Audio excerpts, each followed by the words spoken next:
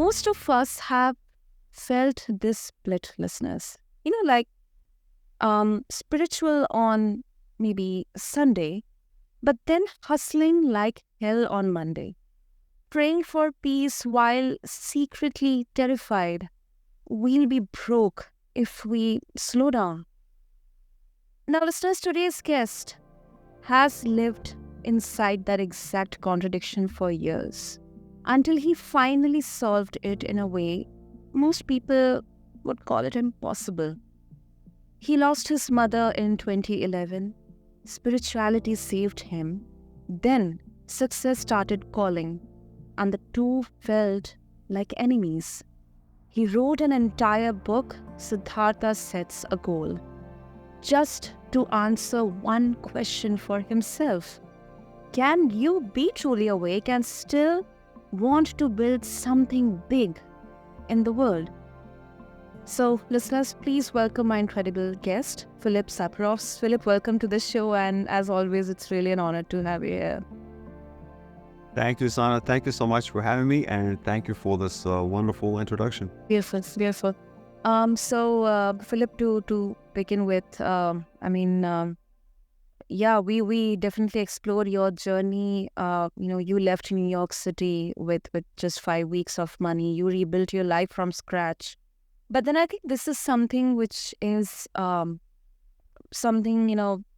kind of very different from the conventional discussions or conversations that we have, because I believe there is a lot of misconception around spirituality.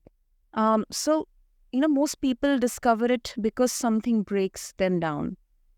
You lost your mother in 2011. So what was the very first spiritual idea or practice that actually gave you relief? And why do you think so many grieving people reach for spirituality instead of, say, therapy or ambition? Sure.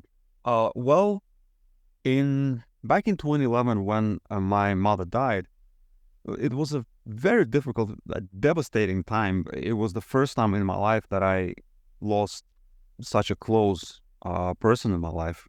My mom, we had a wonderful relationship, and she just died of consequences of being a lifetime smoker, unfortunately. And what really helped me to answer your question, what helped me at that time, because I was grieving and it was a very difficult time, but a friend of mine shared a talk on audio, like a little CD, with the Eckhart Tolle's talk about spirituality and how to find peace among chaos, or something like that, something to that effect. And I began listening to this CD, and I found it extremely helpful. And I was actually shocked at the ideas that were presented and the manner of the speaker, and it was just so interesting how Eckhart presented his idea of living in the now, in the present moment. It is of course more than just an idea. It is more of a practice, and it turned out, this is what spiritual enlightenment is really all about. It is about living in the present moment. Now, something interesting that he shares in his talk is that he was speaking. He spoke once to a Zen monk. Now, that was in the beginning of his journey. He spoke with a Zen monk, and he shared with them that he kind of noticed that he's thinking less. He's thinking fewer thoughts. What was the deal with that? And the Zen monk said, well, that's what Satori is all about. That's what enlightenment is all about. That you don't think that much, and whatever thoughts you do think, you don't really identify. You don't identify with them, and you do not attach yourself to those thoughts. In other words, you are not your thoughts, and you do not allow thoughts to dictate how you feel and to change basically, you don't let your thoughts make your candle flicker, like your inner candle flicker. Let's put it that way, or to be blown out. That was a revolutionary idea for me. I didn't know that it was our thoughts that lead us astray from the present moment. And it is all about living in the present moment. And the more we are in the present moment, of course, the more we are at peace. The problem was that at the same time, I didn't like my living situation at all. I didn't like the job I had. I didn't like my living situation. But I didn't like, I was, let's say, utterly dissatisfied with my entire living situation at the time. I was facing basically another crisis of sorts. And while I was receiving this increasing peace as a result of this spiritual practice that I began practicing, I simply began observing my thoughts and observing my mind, developing kind of cultivating my witness and living in the now. That was what I was practicing. But then I realized that in order for me to change my life and live the life I really want to live, that I know is kind of in store for me if I go for it, in order to do that, I must think thoughts. And not only that, but to think them intensely and to emotionalize them, which is basically the opposite of being spiritual in the moment and disidentifying from your thoughts. Napoleon Hill calls this a magnificent obsession. Now, of course, we know that Napoleon Hill is the author of the book Think and Grow Rich, and that's exactly what he thinks. Even the title of the book suggests that it is all about thinking. Think and grow rich. And the truth is that he's absolutely right in that book.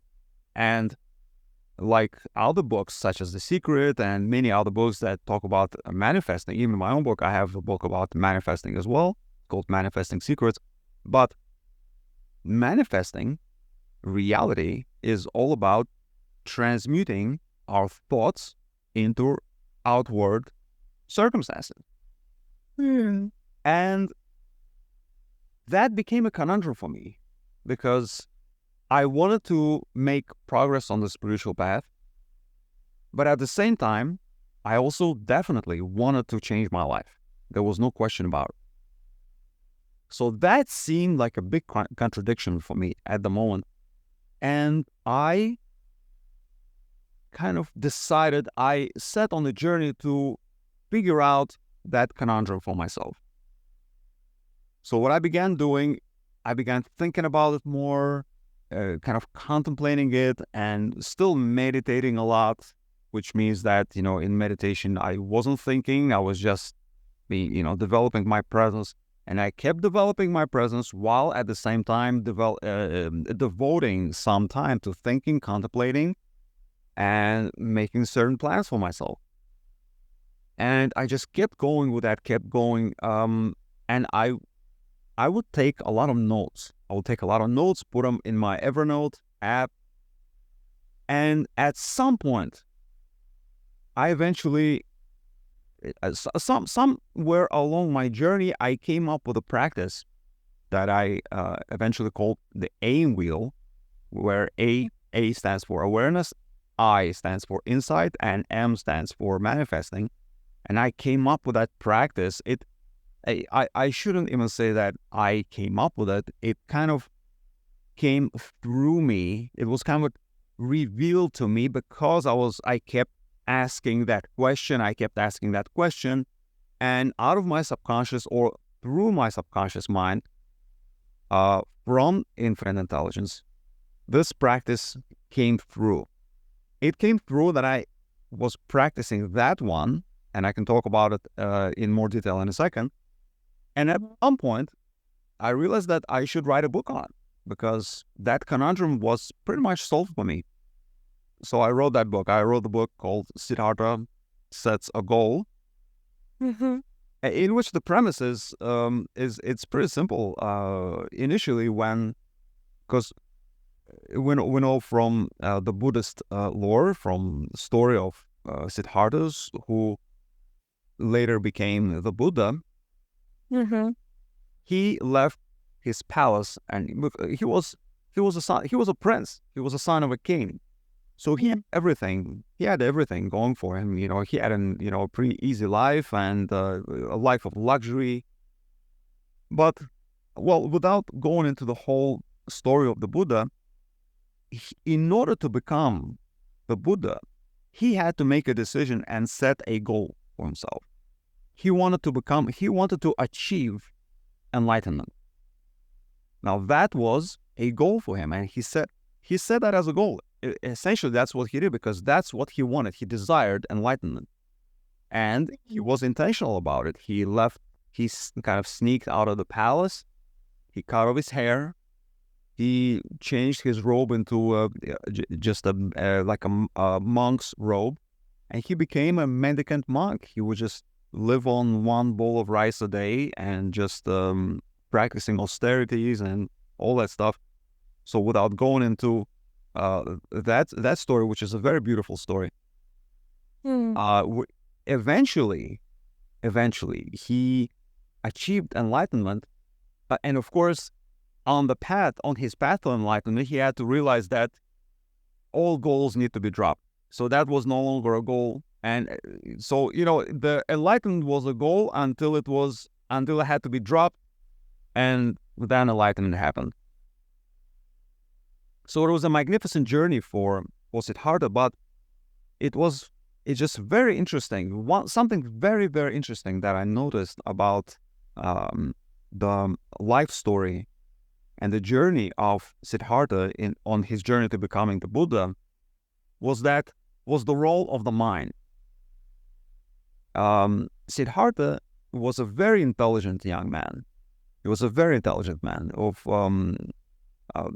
almost unparalleled intelligence, very intelligent.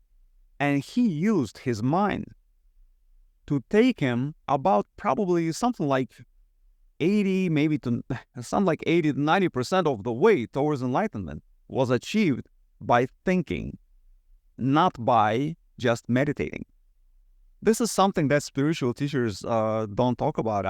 It's just very interesting that you don't hear much about it, that you would come under an impression that he achieved enlightenment through meditation and austerity. But the truth is that was only part of the journey. That was only maybe 20%. The other 80%, and how did I learn about it? I learned about it from the book, I believe it's The Life of the Buddha, I believe, by Bhikkhu Nanamoli. So it is a book that is considered very close to the Buddhist lore, to the Pali text, and so it is very it is a veritable book, and it's just so interesting how it describes how Siddhartha thought himself out of many limiting beliefs and limiting thoughts, and thereby destroying those mental constructs just by thinking. For example, his biggest initial conundrum, the biggest worry, the biggest pain that was kind of motivating his journey was the encounter with the three uncomfortable kind of sights, right? He saw a sick man, then he saw an aging man, and then he saw a dead man. Three things that he had never seen before, being a very young, very healthy, man in a princely palace where his father protected him from everything, basically from everything on the outside. And that bothered him because he knew that sooner or later, sickness, old age, and death are inevitable for him.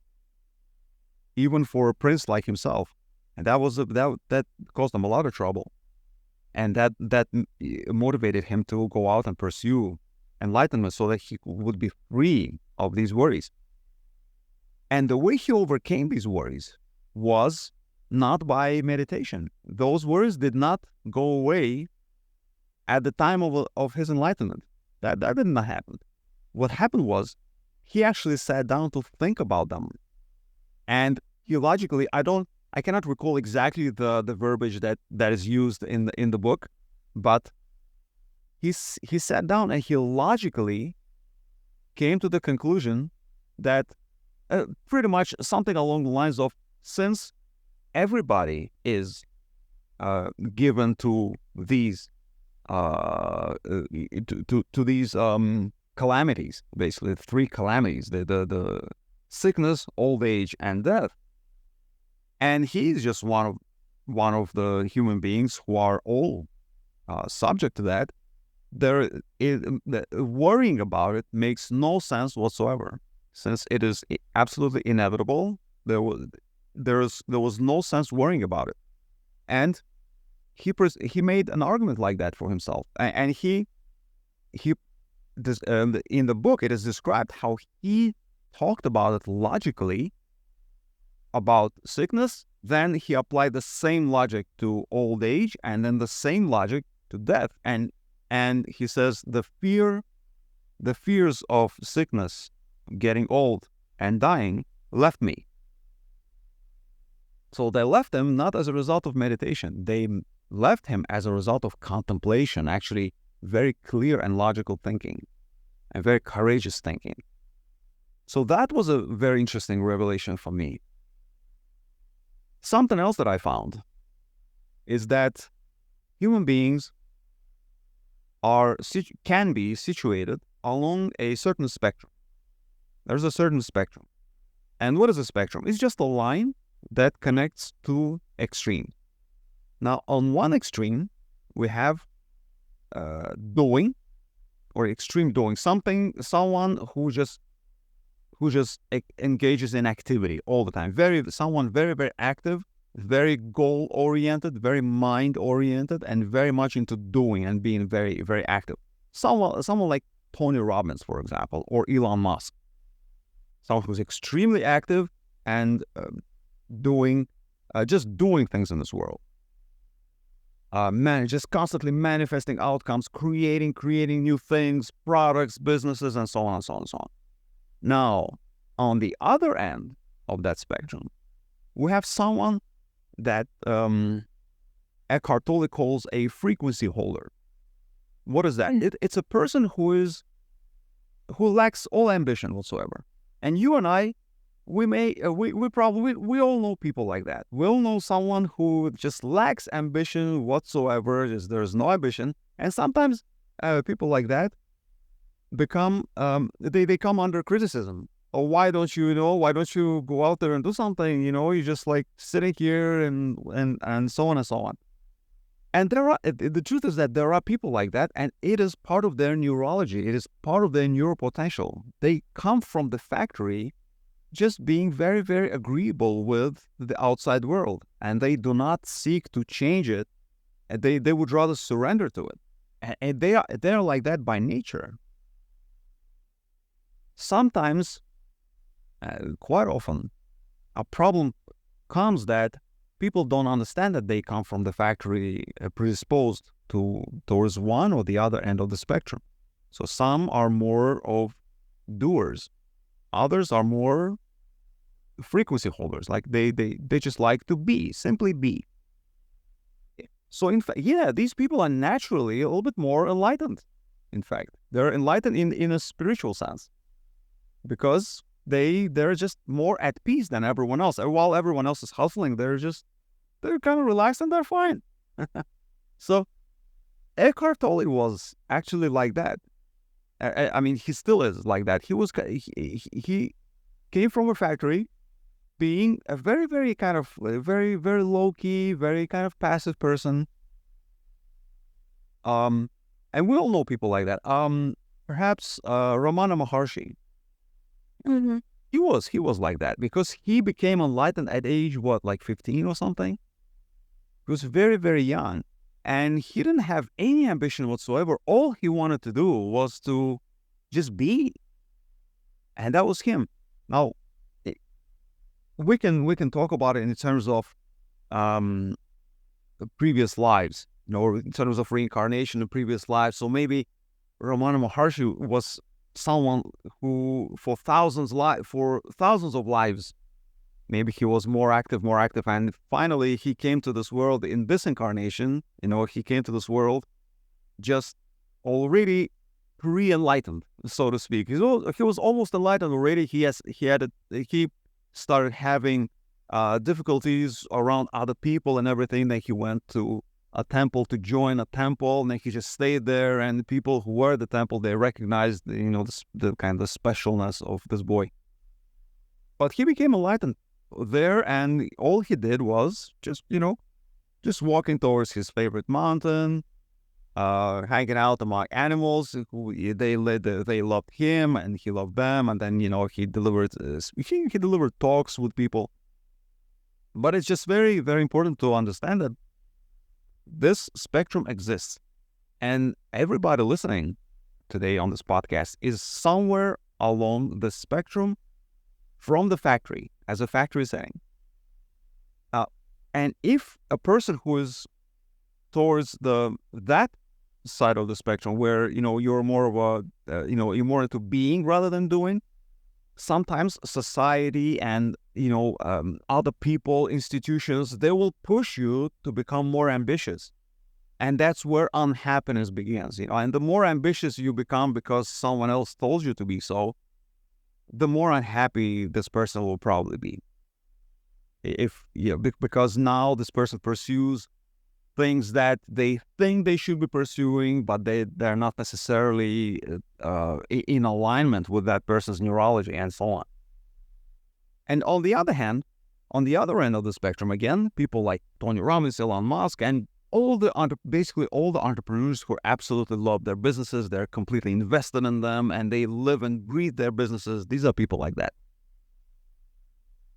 To that, it is necessary to say that there are two kinds of enlightenment. One is spiritual, the one that we'll talk about, and that is what the Buddha eventually achieved. But the other is rarely talked about, and it is creative enlightenment. It is waking up to your neuro potential.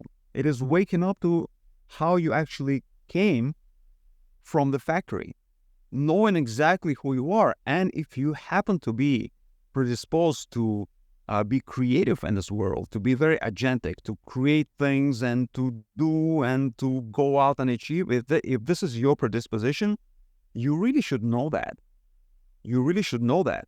And on your pursuit of spiritual enlightenment, then, because, going towards the other end of the spectrum, you should recognize that it is a door that is always open to you. The now. The door of now is a door that is always open to you. But the answer for you is not to just is not to leave the world of doing behind and just become another frequency holder and just do nothing, because that's not going to work for you very well, because your entire neurology is yearning for creativity and agency. So that is something very important. Then, wow, Yeah. it is such a explanation. And Philip, also one question that comes to my mind is, like, were there years when you, where you judged yourself or, let other people, spiritual people judge you for wanting more spiritual, like material success? Like, if yes, then what did that judgment actually cost you in real life? Well, it's a very good question. To me, this is very personal, because in my life, I always sought a kind of work and kind of activity that I would actually enjoy and consider right for myself rather than wrong. Something that I would really, something that would really be my thing. Mm. And I spent much of my life, starting in college, back in college days, up to virtually recently, up to the time that I became a published author, just looking for a way to be productive and useful to people in this world by being myself rather than by being someone else. And I tried so many things that were not my things at all. I tried to be someone else many, many times in my life. So full disclosure, I was never, it was not a smooth sailing for me at all. I tried so many things, and I tried real estate, and I started a marketing company for local businesses, brick and mortar businesses. And I invested a lot of money into learning all these things. And you know what?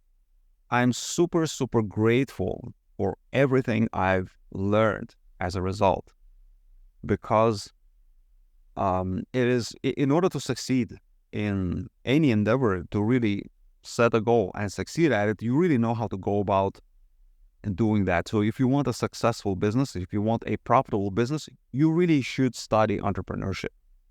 It is important to understand how business works, what are some of the most important things in business, and so on and so on. For a long time, I didn't believe that I could own my own business, because that seemed kind of out of reach a little bit. That seemed too much to me, until I realized that, or I should rather say, until I came upon, or it was revealed to me, the concept of awakened entrepreneurship. You see, if you look at the phrase awakened entrepreneurship, which is the name of my company, the first part, awakened, has to do with spiritual awakening, because that's the awakening part. The second part, the second part of entrepreneurship is highly creative. See, it's highly creative. So I am putting together these two seemingly opposite, seemingly disparate concepts together. They should almost cancel each other out, right? Being awakened and being an entrepreneur. But in reality, there is a way, and most really, really successful entrepreneurs who are really fulfilled, those fulfilled ones, they become awakened entrepreneurs, what I would call awakened entrepreneurs. Let me give you an example. For example, even the Buddha himself. Now, I would not call him an entrepreneur, obviously, because he was not a business owner. However, he was very active in the world. He was very active in the world. He was so active in the world that, an entire religion of Buddhism came out of his talks, because after his enlightenment, he continued to walk, just basically to walk and wander around the country, going from one place to another, delivering talks. And that's how he became famous, because he was speaking from such depth and such height of understanding that, people were talking about, oh, have you heard about this guy? You want to see? Oh, we have a real man of wisdom, real sage in our town today. You really gotta see him. You really gotta check out what he's saying, because he's saying some amazing things. And people would, and then he had a following of people. He gathered a following of people. People would follow him, and they became his disciples. And that's how basically the religion of Buddhism, this following was born. So it was born out of a lot of activity. So you see, prior to his enlightenment, he spent a lot of time in solitude and silence. That was most of the time spent was there, just solitude and silence.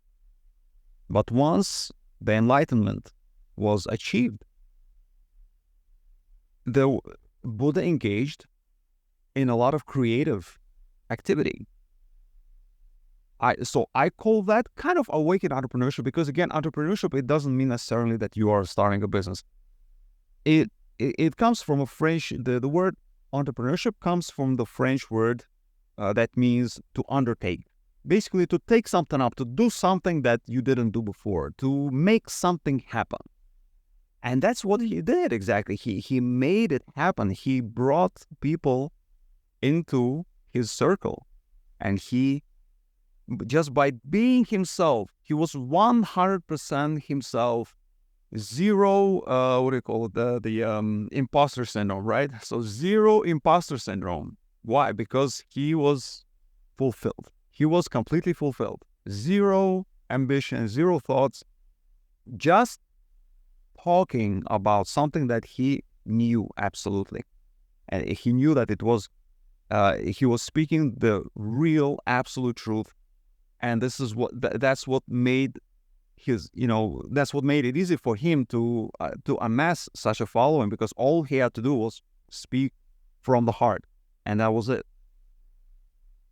Now, so that is the, that's an example of how total silence and totally being identified with the present moment can give rise to a lot of activity that changes the world. Osho is another example. It's a great example. We have thousands of hours recorded of Osho's talks. Now he's a kind of a self-proclaimed enlightened man. To me, he is enlightened indeed. Just because of the way when he talks, I know this man is on a different plane. He's on a different plane. It's like I'm at the foot of the hill, and he's on top of the hill. And when I ask him questions, he's sitting there, and all he has to do is look around and say, "Oh, okay, that's how it is up here," and that's it. So, oh, sure, how is it up there? Oh, this is how it is up here. All he has to do is look around and describe what he sees. So he's definitely a man on a different plane of existence. But just notice how this enlightened man who spends basically all of his life virtually in meditation, used to spend all of his life in meditation and silence. It's just in his garden over there in solitude and silence. And he came out to speak with his disciples, with his sannyasins. And we have recordings of thousands of hours of his talks. And now these talks are they're sold on Amazon. We have books, Osho's books on Amazon and everything. So that total silence and total kind of total silence and solitude, that spiritual enlightenment gave rise to incredible creativity, because the volumes, the amount that he has produced is probably greater than most writers who have ever lived. You see? So, this is how I came up. This is how I finally realized that the East and the West, the creation and the surrender, they have to be integrated. We as humanity need to integrate spirituality and creativity so that we would be more at peace, but at the same time, so we could make material progress in the world. And that's how I came up with my aim wheel practice. Aim wheel, which is like a Taoist, it's like a triple yin-yang symbol, if you know that Taoist symbol, where there are two kind of teardrop-shaped kind of segments of a circle, but this one is a triple one. So there are three segments, and the first one stands for awareness. So you cultivate your awareness, meaning you meditate, absolutely meditate, and spend some time every single day in total silence and solitude. That is the foundation. That is the foundation. This is the place where you surrender to what is the present moment, no matter what you're dealing with in your business, in your family, or wherever else it could be. It doesn't matter at this moment because you simply accept it. You simply accept and surrender. And that is your sacred space where you simply become present and you develop awareness. Okay, I'm aware of what is going on within me, around me, and you come to peace with that. Why? Because it is already happening. It's undeniable. You know, if I just cut my finger, okay, it happens to be an undeniable fact that I just cut my finger. So I better simply accept it and then go from there. Instead of just, instead of sitting here and lamenting the fact that I just cut my finger. Oh, there's no point in lamenting. It already happened. I'm accepting it. And now I move to the next phase. The next phase of the aim wheel is I. And I, the letter I, stands for insight. And now what I do is now I go back to working with my mind. See, in the first segment it was the no mind segment. It's the segment of meditation, which is disidentification with the mind. We're not using the mind, just becoming present. Now in the next segment, we begin engaging with the mind. And we begin asking proactively for insights that we need. So we ask for brilliant answers to questions that concern us. It could be anything. What should be my next step in business? What should my business be at all? What should I do here? What should I do in this relationship? And what is going on? We have questions. And if we ask, as we ask questions as part of this framework, we're going to receive brilliant answers. And sometimes they're going to be difficult answers. They're going to be truthful answers, because we're going to receive them from our subconscious and or through our subconscious mind from infinite intelligence, which contains all knowledge.